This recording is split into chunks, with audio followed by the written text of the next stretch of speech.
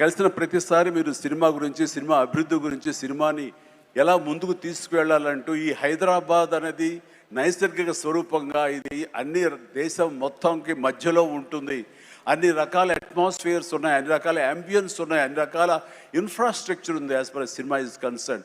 కాబట్టి ఇక్కడ ఒక తెలుగు సినిమా కాదు, లేదా దక్షిణ భారత సినిమా కాదు, భారతదేశ సినిమా అని ఇక్కడ కేంద్రంగా ఉంచడం, భవిష్యత్తులో ప్రపంచ దేశ సినిమాలను కూడా ఇక్కడ ఆహ్వానించేలాగా మనం అన్ని అభివృద్ధి చేయాలి. దానికి అవసరట్లుగా మేమందరం సమాయుత్తం అయ్యామంటూ దానికి ప్రత్యేకించి ఈ కార్యక్రమాన్ని, ఈ యొక్క దీన్ని బృహత్ కార్యాన్ని భట్టి గారికి అప్పచెప్పారు.